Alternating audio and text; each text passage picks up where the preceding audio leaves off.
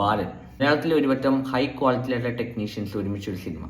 അതിന് director Chidambaram, script Jithu Madhavan, music by Sushin Sha, DOP Shyju Khalid എന്ന് വേണ്ട അതിൽ ഉപയോഗിച്ചിരുന്ന കളർ ടോൺസുകൾ, എഡിറ്റുകൾ, ഗെയിംസുകൾ, അങ്ങനെ ഒരു സിനിമയിലെ എല്ലാ ഘടകങ്ങളും സ്റ്റാൻഡേർഡ് ആയിട്ട് നമുക്കൊരു ഹൈ ക്വാളിറ്റി ഉള്ള ഒരു ക്ലാസിക് ഫിലിമായിട്ടാണ് എനിക്ക് ഫീൽ ചെയ്തത്.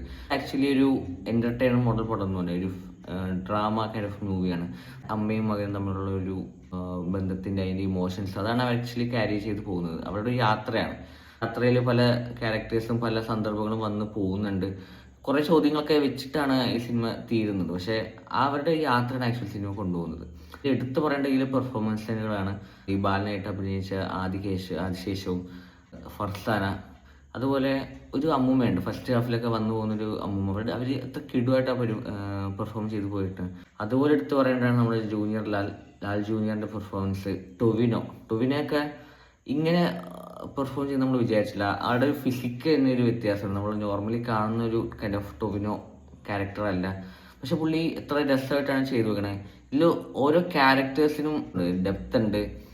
അത് ആ പെർഫോമൻസാണ് ആക്ച്വലി നമുക്ക് കൂടുതൽ ഇതിൽ കണക്ട് ആവുന്നത്. അതിലാണ് കൂടുതൽ ഫോക്കസ് അല്ലെങ്കിൽ ഹൈലൈറ്റ് ആയി പോകുന്നത് സിനിമയിൽ. സിനിമ കണ്ടു കഴിയുമ്പോൾ എന്താ ഫീൽ എന്ന് വെച്ചാൽ ഇതിലെ കഥാപാത്രങ്ങൾ അല്ലെങ്കിൽ ആ അഭിനയിച്ച ആൾക്കാരുടെ ഫേസിൽ ഇപ്പോഴും നമുക്ക് തങ്ങി നിൽക്കുന്നുണ്ട്. കാരണം അത് വെൽ ഡെപ്ത് ആയിട്ട് അവർ ചെയ്തു വെച്ചിരിക്കുന്നത്. എല്ലാം കൊണ്ടും ഭയങ്കര സാറ്റിസ്ഫാക്ഷൻ കിട്ടിയ ഒരു സൂപ്പർ ഫിലിമായിട്ടാണ് ഫീൽ ചെയ്യുന്നത്. അപ്പോൾ എന്തായാലും നിങ്ങൾ സിനിമ പോയി കാണുക.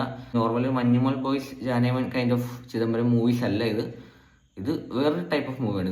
ഇതും ആസ്വദിക്കേണ്ടതാണ്. ഇതിലും കുറെ കാര്യങ്ങളും ഇതൊക്കെ ഉണ്ട്. അപ്പോൾ ഒന്ന് കൃത്യമായിട്ട് അത് മനസ്സിലാക്കി തന്നെ സിനിമ കാണുക, വിലയിരുത്തുക. എന്തായാലും സിനിമ വിജയിക്കട്ടെ. എല്ലാവിധ ആശംസകളും.